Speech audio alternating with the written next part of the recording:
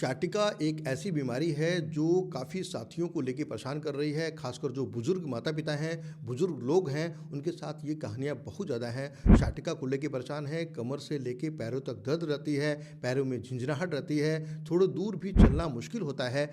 शाटिका की जो बीमारी है, वो पीछा नहीं छोड़ती और शाटिका के लिए लाखों दवाई कराते हैं, काफ़ी डॉक्टर्स को दिखाते हैं, बहुत सारी दवाइयों का इस्तेमाल भी करते हैं, लेकिन शाटिका की परेशानी खत्म नहीं हो रही है। जी हाँ दोस्तों, आज हम बात कर रहे हैं शाटिका के बारे में। मैं डॉक्टर हिम्मत श्रीवास्तव आपका बहुत-बहुत स्वागत करता हूं मेरे चैनल पे। दोस्तों, मैं करीब 17 वर्षों से होम्योपैथी चिकित्सा क्षेत्र में कार्य कर रहा हूं और आप जैसे लाखों लोगों को स्वस्थ और फिट रहने के लिए मोटिवेट करता रहता हूं, प्रेरित करता रहता हूं। दोस्तों, शाटिका की जो परेशानी है वो कई सालों से हमारे बुजुर्ग माता-पिता लोग इनको लेके बहुत परेशान हैं, क्योंकि शाटिका की समस्याएँ इतनी ज़्यादा है कि उसकी दवाई भी कराने के बाद भी राहत नहीं मिलती। बहुत सारे डॉक्टर्स कई सारे पेन किलर्स भी देते हैं, दर्द की दवाइयाँ भी देते हैं, लेकिन उनको खाने के बाद भी शाटिका की परेशानी जाती नहीं है। दोस्तों, खासकर जब ठंडियों का टाइम आता है तो शाटिका और बढ़ जाती है और शाटिका के दर्द उनको मजबूर कर देता है बहुत सारी दवाइयाँ लेने के लिए।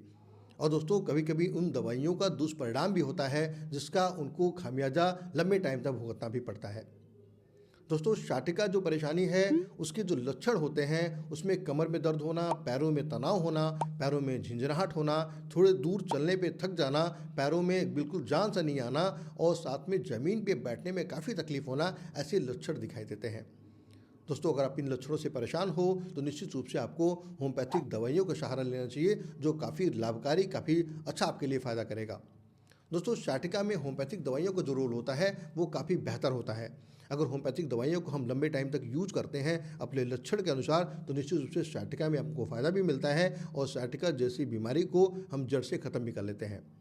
पहले जानते हैं दोस्तों, ये शाटिका होता क्यों है। दोस्तों, शाटिका जो होने का सबसे बड़ा कारण है वह है कहीं न कहीं हमको कभी चोट लगा हो, या तो कभी हमको जो ऑस्टियोपोरोसिस की कंडीशन होती है उनकी कंडीशन की वजह से भी हुआ हो। और बहुत से साथी ऐसे भी होते हैं जो कभी लंबे टाइम तक एक पोजीशन पे बैठे हों और लंबे टाइम तक उनका जो कार्यशैली है वो लंबे टाइम तक एक ही पोजीशन पे है। ऐसे साथियों के साथ भी शाटिका की कंडीशन होती है, शाटिका की प्रॉब्लम्स होती हैं। दोस्तों, शाटिका में हमारे कमर से पैरों तक जो नर्व होती हैं उसमें ब्लड सर्कुलेशन प्रॉपर नहीं होता और ब्लड जो होती है वो रुक रुक के आती हैं। ऐसे साथियों के लिए होम्योपैथिक दवाइयों का अगर हम सहारा लेते हैं तो शाटिका को हम जड़ से ख़त्म कर सकते हैं। दोस्तों, शाटिका का जो दूसरा मुख्य कारण है वह है हमारा खान-पान। अगर हमारी डाइट और हमारी दिनचर्या सही नहीं है, हम अपनी लाइफ़स्टाइल को सही नहीं रखते हैं, तब भी हमको शाटिका जैसी परेशानियाँ होंगी। अगर हम कसरत नहीं करते हैं, हम एक्सरसाइज़ नहीं करते हैं, तो दोस्तों शाटिका की परेशानी हमारे साथ होगी।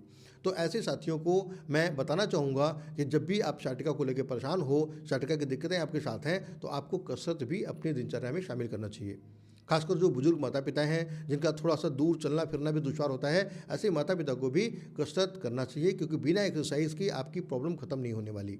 आप लाख दवाइयाँ खा लो, बहुत चीज़ें ले लो, थोड़ी देर के लिए आप आराम दे सकते हो, बट आप शाटिका को तभी खत्म कर सकते हो जब आप एक्सरसाइज़ प्रॉपर करोगे। दोस्तों, शाटिका के अगर प्रॉब्लम है तो क्या-क्या हम जाँचें कराएँ? दोस्तों, शाटिका की प्रॉब्लम अगर है तो आपको 2-3 जाँचें रिकमेंड की जाती हैं, जिसमें एक पहला जाँच है जिसको हम लोग बोलते हैं सीटी स्कैन। दोस्तों, सीटी स्कैन से भी हम शाटिका की प्रॉब्लम्स का पता कर सकते हैं। दूसरी जाँच होती है जिसको बोलते हैं एमआरआई। एमआरआई से भी हम शाटिका की बीमारी का पता कर सकते हैं कि किसी नर्व के दबाव की वजह से भी शाटिका नहीं हो रहा है या किसी अन्य फोड़े की वजह से नहीं हो रहा है, कोई गाँठ तो नहीं बना हुआ है। ऐसी चीज़ों को पता करने के लिए भी हम एमआरआई का जाँच कराते हैं। दोस्तों, बहुत से साथी ऐसे भी हैं जिनको कॉन्स्टिपेशन की वजह से भी शाटिका होता है। अगर लंबे टाइम तक कॉन्स्टिपेशन की प्रॉब्लम है और कब्ज़ आपकी ठीक नहीं हो रही है तो धीरे-धीरे कहीं न कहीं वो शाटिका जैसी बीमारी को भी लेके आएगी। तो दोस्तों, ये सब जाँचें अगर हम कराते हैं और अपनी दिनचर्या को सही करते हैं तो शाटिका जैसी बीमारी से हम बच सकते हैं। दोस्तों, अब हम बात कर लेते हैं एक्सरसाइज़ के बारे में कि एक्सरसाइज़ कैसी होनी चाहिए। दोस्तों, कुछ एक्सरसाइज़ ऐसी होती हैं जो शाटिका को जड़ से ठीक करने में काफ़ी लाभकारी होती हैं। शाटिका की परेशानी अगर आपकी ख़त्म नहीं हो रही है तो आपको कुछ कसरत करनी चाहिए, कुछ एक्सरसाइज करने चाहिए जो आपके नर्व को भी खोलेंगी, आपकी कसरत करने से आपकी जो शाटिका की परेशानी है उनको भी धीरे-धीरे करके ख़त्म करेंगी। दोस्तों, होम्योपैथिक दवाइयों का काम बहुत ही बढ़िया है शाटिका में। ऐसे में एक दवा मैं बताता हूँ आपको जो बहुत ही लाभकारी होगा, जिसका नाम है कोलिसिंथ। दोस्तों, कोलिसिंथ 30 पोटेंसी की दवा, अगर थोड़े दूर चलने में परेशानी आपको हो रही है, पैरों में झिंझनाहट सा हो रहा है, पैरों में दबाव सा महसूस होता है या ज़मीन पे बैठ के आप खड़े नहीं हो पाते हो, तो ऐसे दोस्तों के लिए कोलिसिंथ 30 बहुत ही लाभकारी होगा। दोस्तों बहुत से साथी ऐसे हैं जिनको पैर को दबाने में आराम मिलता है, सटका का पेन है, पैर को बांध देते हैं किसी चीज़ से और आराम मिलता है। ऐसे साथियों के लिए भी कोलेस्ट्रीन 30 बहुत ही रामबाण सिद्ध होगा। फेलियम क्यू एक मदर टिंचर है जिसको आधे कप पानी में 15-15 बूंद दिन में 3 बार देते हैं तो पैरों में जो झिंझिनाहट होती है, पैरों में जो दिक्कतें होती हैं, ऐसे साथियों के लिए बड़ी लाभकारी होगा। दोस्तों शाटिका में निफेलियम क्यू झिंझिनाहट वाली पोजीशन में आपके पैरों में जो जान नहीं रहता है, पैरों में ताकत नहीं लगती है, पैरों में पावर नहीं आता है, ऐसे साथियों के लिए भी निफेलियम क्यू बहुत ही लाभकारी सिद्ध होता है। दोस्तों एक दूसरी दवा मैं आपको बताता हूँ जो बहुत ही अच्छा काम करता है। मतलब आप ज़मीन पे बैठ के खड़े नहीं हो सकते हो, पैर को स्ट्रेट करते हो तभी आपको दर्द स्टार्ट हो जाता है और पैरों में तनाव बिल्कुल महसूस होता है। ऐसी मेडिसिन जिसका नाम है हाइपेरिकम 30। दोस्तों हाइपेरिकम 30 बहुत ही लाभकारी है। जो हमारे पैरों में शाटिका के पेन है, पैरों में जो खिंचाव सा महसूस होता है या ज़मीन पे बैठ के खड़े होने पे जो खिंचाव सा महसूस होता है, ऐसे साथियों के लिए बहुत ही बढ़िया काम करता है। तो दोस्तों ये होम्योपैथी की दवाइयाँ अगर लक्षण के अनुसार हम लेते हैं तो निश्चित रूप से हमको फ़ायदा मिलेगा और सciatica जैसी परेशानी को हम जड़ से खत्म कर लेंगे। साथ में मैं आप लोगों को खान पान में परहेज के बारे में बताता हूँ कि अगर sciatica के मरीज हैं तो क्या परहेज करना चाहिए। दोस्तों sciatica के मरीजों को ठंडी चीज़ों से बचना चाहिए, जैसे अब दही, कद्दू, लौकी, मूली और ऐसी ठंडी कई सारे फल और कई सारे ऐसी सब्जियाँ आपको परहेज करनी चाहिए। साथ में अपने खान पान में आपको उन चीज़ों का सेवन ज़्यादा करना चाहिए जो आपकी बॉडी में ब्लड सर्कुलेशन को प्रॉपर बनाएं।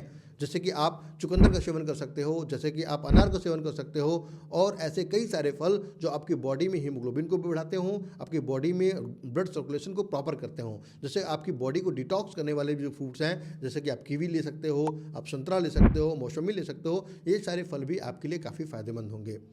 दोस्तों अगर आप sciatica को लेकर परेशान हो तो निश्चित रूप से होम्योपैथिक दवाइयों का सेवन करो, साथ में इन फल का सेवन करो तो निश्चित रूप से आप इस बीमारी से निजात पा सकते हो और आपको बुरी परिस्थिति से नहीं गुजरना पड़ेगा।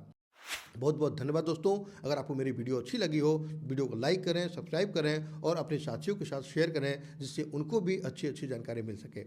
बहुत बहुत धन्यवाद दोस्तों। नमस्कार।